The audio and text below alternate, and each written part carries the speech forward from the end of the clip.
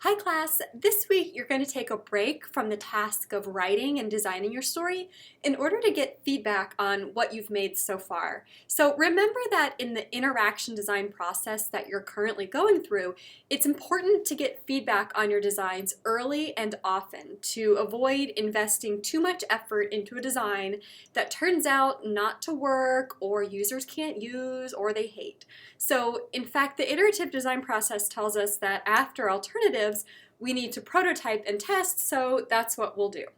We'll start this week by developing prototypes, and you're going to develop paper prototypes in order to test with users. Now the good news is that you're already on your way to having paper prototypes. The three key steps to paper prototyping are first, to create a storyboard or user experience map. And this should show the series of tasks that a user will need to accomplish to complete a major goal and to get through the story. If you've been following along with the assignments in this class, then you already did this.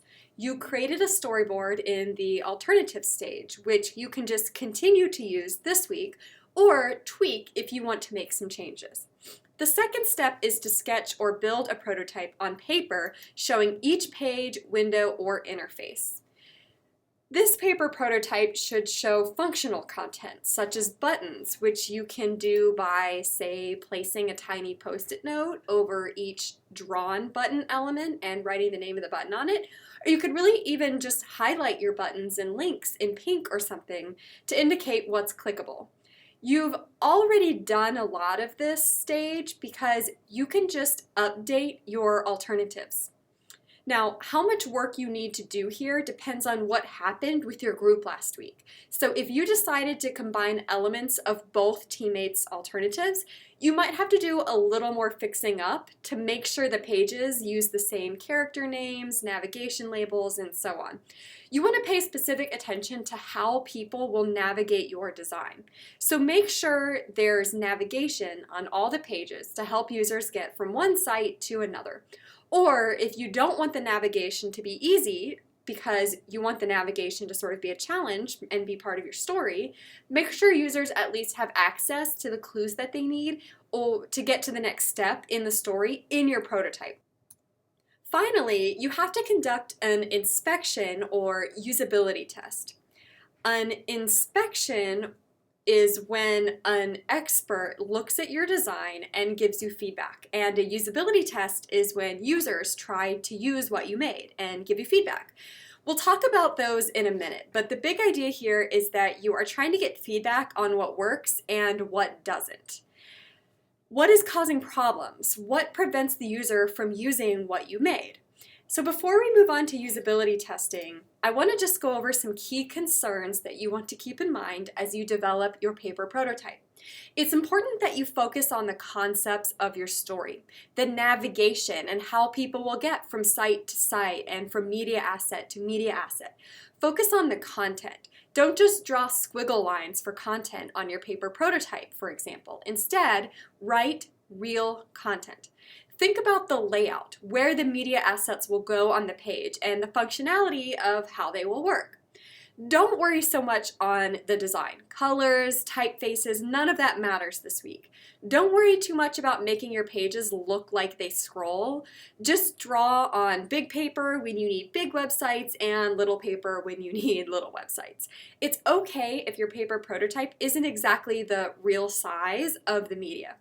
Keep in mind too that the goal of your prototype and evaluation is to help get users involved and see how they try to use what you made, as well as see what they think.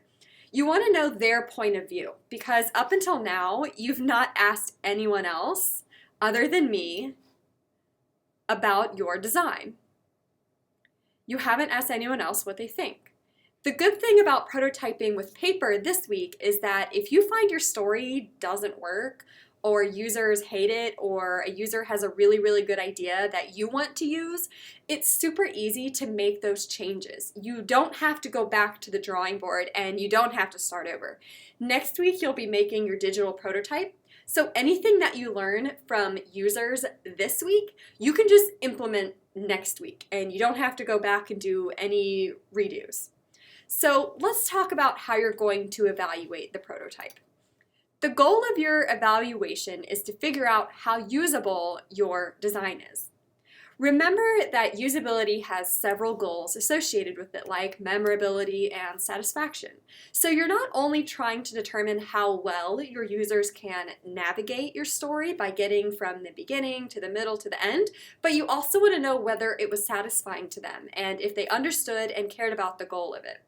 The evaluation phase can be a little confusing, or at least it was confusing to me when I first started studying usability, because there are so many different ways to evaluate a paper prototype. You can conduct an inspection in which experts look at your design and give you feedback. That's what you did in the heuristic evaluation in your alternatives week. Or you can put the design in front of users and have them test it in a usability test. Usability tests can take the form of surveys, focus groups, interviews, and so on. There are a lot of ways to test a design. Since you started your design by creating a storyboard, and a key concern of your design is whether it communicates the story, we're going to use a type of test that focuses on navigating the story. And that is a cognitive walkthrough. A cognitive walkthrough tests the steps a user has to take in order to complete a task. For example, if your task is to, say, turn an assignment in on Blackboard, with the larger goal of finishing the course, you have to take several steps, such as opening the site, logging in, clicking this week's folder, clicking the name of the assignment, and so on. Cognitive walkthroughs are actually an inspection method for experts. Normally, you would write out the tasks and steps needed to complete your story and give that written list to an expert. The expert would explain whether a typical user would be able to do all of the steps and complete the story. And experts are people who have been studying usability and interaction design for so long that they've seen how users typically react, and they've seen lots of designs. And so they're pretty well qualified to just look at your design and say what will work and what won't. However, we don't really have any experts at our disposal other than myself, and I'm not going to do a cognitive walkthrough of all of your designs. And I want you to get your designs and story in front of users also, not just me over and over again. So we're going to sort of bootstrap the cognitive walkthrough process as a user test rather than an expert test. And here's how you're going to do that. You are going to revisit your storyboard.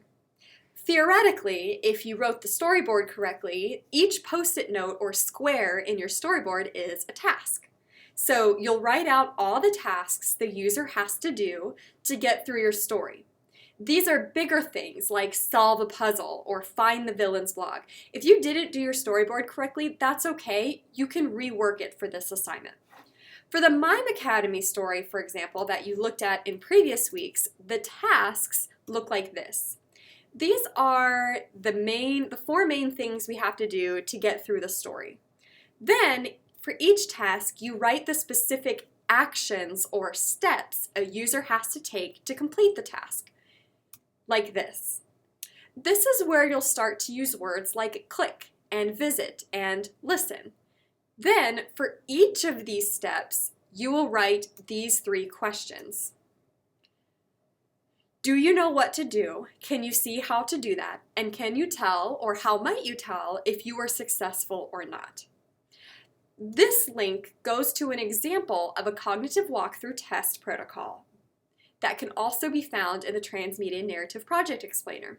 I suggest that you take a look at it to see how you write tasks, how you write steps, and how you write these 3 questions for each of those steps. Once you've written your testing protocol, you'll need to test it.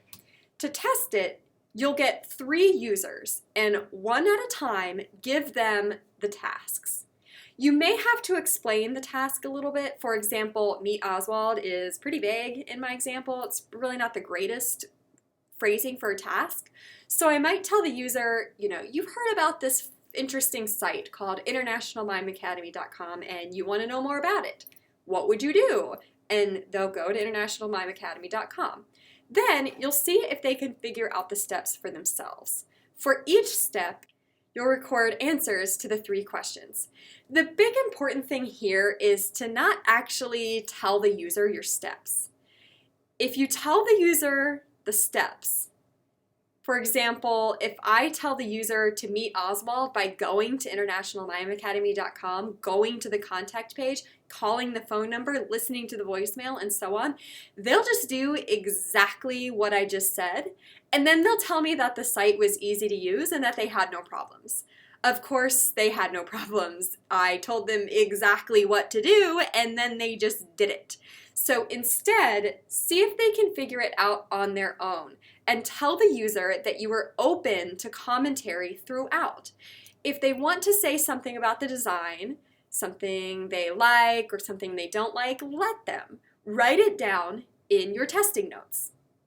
This is going to require a little bit of balancing because you have these 3 questions that you need to get answered. So you might just start by every time a user takes an action saying, do you know what to do next? That's your question number 1.